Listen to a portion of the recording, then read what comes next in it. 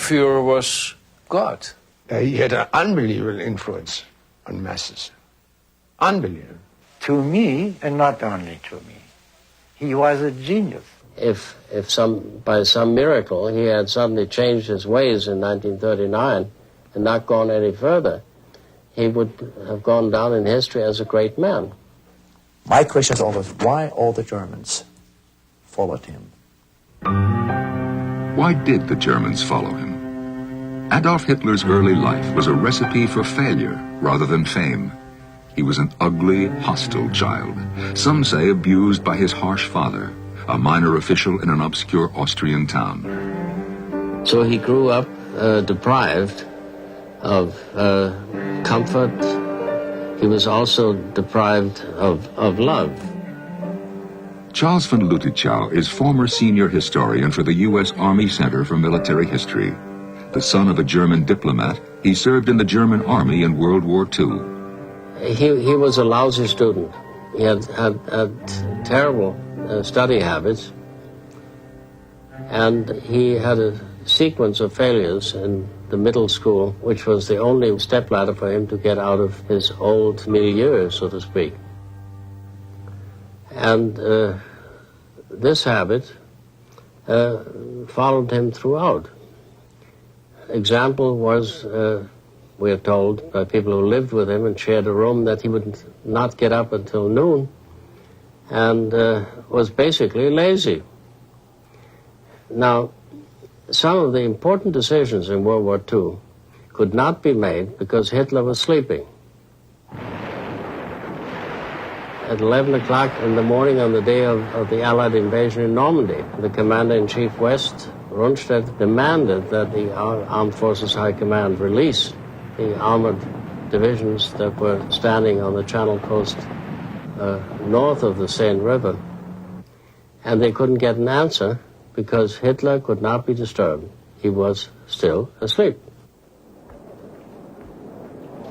Young Hitler's life is marked by rejections. He drops out of school and goes to Vienna to become an artist. He scratches out a living by selling paintings like these to tourists. Few of them have human figures. Twice he applies for enrollment to Vienna's Academy of Fine Arts. Twice they turn him down. Of course, one other great ambition of Hitler's was to become an architect. And the course of world history would have changed if he had been allowed to the Academy to become either a painter or an architect, or both, but not a politician. It is 1918. World War I is coming to an end. Still another career ambition will be denied Adolf Hitler. He has served as an enlisted man during the war. He has been wounded. He has won the Iron Cross. He likes the army and wants to stay in, but the army says no. He never achieved any rank worth speaking of, but apparently he still liked it. Dr. Earl Zimke is an author and professor of history at the University of Georgia. He served as consultant to Time Life Books on its World War II series. So you could say really that it's possible that the forced reduction of the German army gave the world Hitler. The seed of the future Adolf Hitler emerges from its shell in Munich. It is 1919. With no other career open to him, he decides to become a politician. Hitler came across a small party that didn't really even apparently have any members. It only had a board originally. It was called the German Workers' Party. Later on it became the National Socialist German Workers' Party, the Nazi Party. Hitler found some things in that party that he particularly liked. Namely, one, it was extremely nationalistic, and two, it was anti-Semitic. He became the speaker for the party, and all of a sudden he found out he could draw crowds. His speeches were all essentially about the same thing. He was always the persecuted person. Germany was always the victim. Power beckons. It is 1923. Hitler and his Nazi followers try to seize the government. The coup fails. He is convicted of treason and sentenced to 5 years in prison. He serves 9 months. While there, he writes Mein Kampf, My Struggle, an autobiography in which he presents a master plan of astonishing boldness. The Jews will be eliminated. Germany will kill off and enslave the Slavs to provide Lebensraum, living space for Germans in the East. At the time, few read the book. This was a rather remarkable thing. A fellow there sitting convicted of treason, serving a 5-year sentence, eligible to be thrown out of the country, saying what he was going to do when he came to power.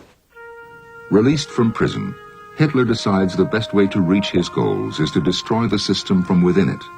He barnstorms the country by airplane, a novel thing to do at the time, and tells people that only the Nazi Party can right the wrongs they have suffered. He has become an effective speaker, an intuitive politician. He courts and attracts money from rich men who think he may become a useful tool. In election after election, the Nazis lose, but steadily gain political power. By 1932, they win a third of the total vote and become the largest party in Germany. The aged president, Paul von Hindenburg, appoints chancellor after chancellor, trying to form a majority that can govern the bankrupt and divided country. All fail. In 1933, it is Hitler's turn. Hitler now asks the legislature to pass an enabling act that will give him dictatorial powers for 4 years. Tired and intimidated, they pass it. When he asked for the enabling act, he really didn't have a 2/3 majority.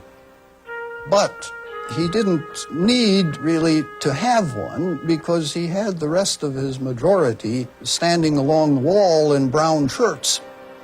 And the parties knew how they had to vote if they wanted to stay in good health. From the summer of 1933 on, there was only one party in Germany, namely the Nazi Party. After World War I, the tragedy was when Germany was defeated, the overwhelming majority of the Germans never accepted being defeated. They believed in military victories, and they couldn't understand why in the final end they lost World War I. Then this propaganda came, stab in the back. We were betrayed, and who was responsible for this? Then they found the scapegoats, most of all the German Jews or others. Dr. Hans Adolf Jacobson of the University of Bonn is a noted historian of World War II who served in the German army. The second very important aspect in this period supporting Hitler was that the overwhelming majority of the Germans were not Democrats. They didn't understand what does it mean, a democratic political system. They believed in an authoritarian system, obedience, honor, greatness of Germany, and so the parliamentarian system they don't like very much. And they always were looking for what they call a substitute emperor.